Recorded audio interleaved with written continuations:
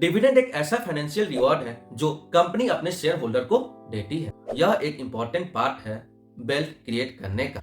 बहुत से लोग बस डिविडेंड से ही कैपिटल जनरेट करते हैं। यह वीडियो में हम लोग डिविडेंड को आसान भाषा में समझेंगे।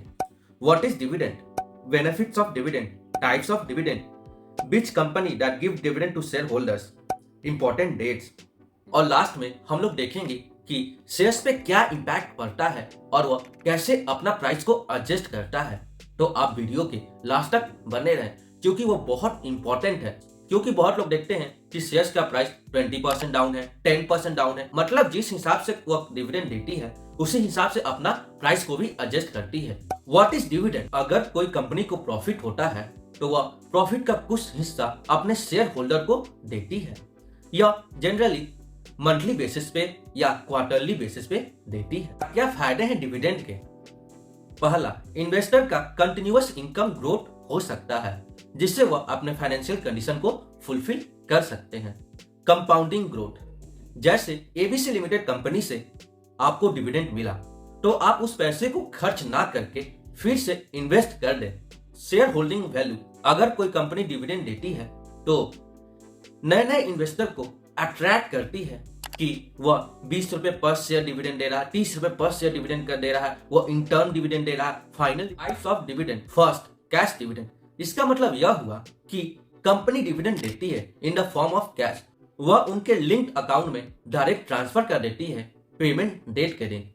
अगर कोई कारण वह नहीं पहुंच पाता है तो वह ड्राफ्ट के फॉर्म में आपके एड्रेस पे डिलीवर करवा देती है, पर यह कंपनी का रिस्पॉन्सिबिलिटी होता है कि आपको डिविडेंड दे अगर आप एलिजिबल हैं। स्टॉक डिविडेंड, कुछ कंपनी कैश ना देकर स्टॉक ही डिविडेंड के बदले में दे देती। स्पेशल या इंटर्म डिविडेंड, अगर कोई कंपनी को एक्सेस प्रॉफिट होता है तो वह मंथली के बेसिस पे ही इंटर्म डिविडेंड देती है। फाइनल डिविडेंड, अगर कोई कंपनी का फाइनेंशियल ईयर कंप्लीट हो जाता है तो कंपनी फाइनल, कौन कौन से कंपनी शेयर होल्डर को डिविडेंड देती है, जैसे ब्लू चिप कंपनीज, और ऐसे बहुत सारे कंपनी होती हैं जिनका रिकॉर्ड होता है कि वह डिविडेंड दे।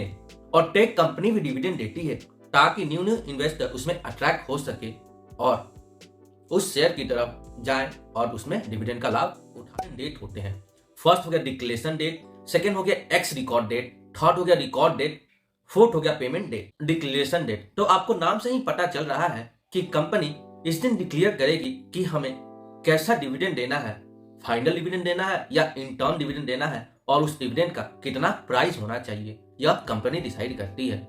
एक्स डिविडेंड डेट या एक्स रिकॉर्ड डेट, तो यह डेट बहुत इंपॉर्टेंट है, नोट कर लीजिए, यह डेट बहुत इंपॉर्टेंट है क्योंकि इस दिन आपका जो भी शेयर्स है आपके डीमेट अकाउंट में आ जाने चाहिए, तब आप एलिजिबल हैं डिविडेंड अमाउंट के लिए, अदरवाइज कंपनी आपको डिविडेंड नहीं देगी। थर्ड हो गया रिकॉर्ड डेट। रिकॉर्ड डेट, इस दिन कंपनी चेक करती है कि कौन कौन एलिजिबल है जिसे डिविडेंड मिलेगा। फोर्थ हो गया पेमेंट डेट, तो यह डेट कंपनी के द्वारा डिसाइड किया जाता है कि किस दिन वह पेमेंट करेगी जो जो एलिजिबल है। Dividend on stock price after dividend, record date के बाद कंपनी जितना आपको डिविडेंड देती है उसी के हिसाब से अपने प्राइस को एडजस्ट कर देती है।